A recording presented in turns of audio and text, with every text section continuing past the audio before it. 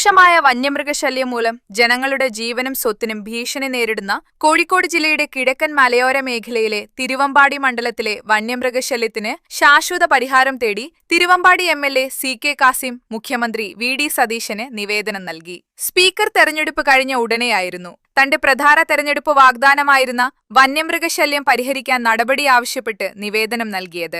മുഖ്യമന്ത്രിയുമായുള്ള ആദ്യ കൂടിക്കാഴ്ചയിൽ തന്നെ വിഷയം അവതരിപ്പിക്കാൻ സാധിച്ചതിൽ സന്തോഷമുണ്ടെന്നും പ്രശ്നപരിഹാരം മുഖ്യമന്ത്രി ഉറപ്പു നൽകിയെന്നും സി.കെ. കാസിം പറഞ്ഞു.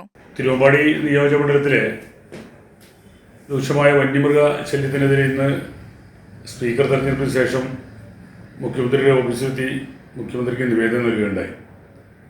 കഴിഞ്ഞ കുറച്ച് ദിവസങ്ങളായി പുൽപ്പാടി പഞ്ചായത്തിലെ മൈലളമ്പാറ കണ്ണപ്പക്കുണ്ട് പ്രദേശങ്ങളും ഉൾപ്പെടെയുള്ള മേഖലകളിൽ പുലിയുടെ സാന്നിധ്യം വരെ ഇന്ന് ഒരു സജീവ ചർച്ചയായി മാറിയിരിക്കുകയാണ്.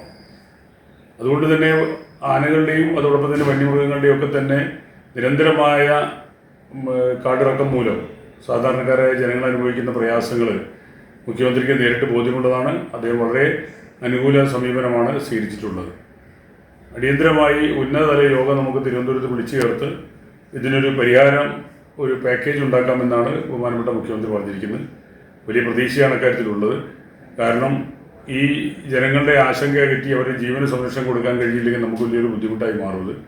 അതുകൊണ്ട് തന്നെ അവരുടെ ജീവന സ്വത്തിന് സംരക്ഷണം കൊടുക്കുവാനും ഈ വന്യമൃഗശല്യത്തിൽ നിന്ന് അവരെ ഒരു സഹായം നൽകി സഹായിക്കുവാനുമുള്ള ഒരു നടപടി എന്നുള്ള നിലക്കാണ് നമ്മൾ കാണുന്നത്.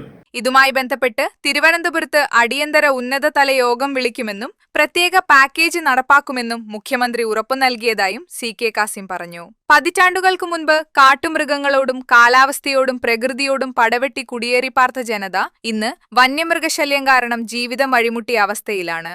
കാട്ടുപന്നി, കാട്ടാന, കടുവ, പുലി, കുരങ്ങ് ഉൾപ്പെടെയുള്ളവ മനുഷ്യജീവനൊപ്പം അവരുടെ കൃഷികൾക്കും വലിയ ഭീഷണിയായി മാറിയിട്ട് വർഷങ്ങളായി. ഇതിനെതിരായി ചെറിയ ചില പ്രവർത്തനങ്ങൾ നടത്തിയെങ്കിലും ഒന്നും ഫലവത്തായിട്ടില്ല. കാട്ടുമൃഗശല്യം മൂലം തിരുവമ്പാടി മണ്ഡലത്തിലെ വിവിധ ഭാഗങ്ങളിൽ നിന്ന് 100 കണക്കിന് കുടുംബങ്ങളാണ് വീടും കൃഷിസ്ഥലവും ഉപേക്ഷിച്ച് കുടിയിറങ്ങിയത്. മറ്റ് വഴികളില്ലാത്തതിനാൽ മാത്രം ഇപ്പോഴും ജീവൻ പണയം വെച്ച് നിരവധി കുടുംബങ്ങൾ ഇവിടെ കഴിഞ്ഞു വരുന്നുണ്ട്.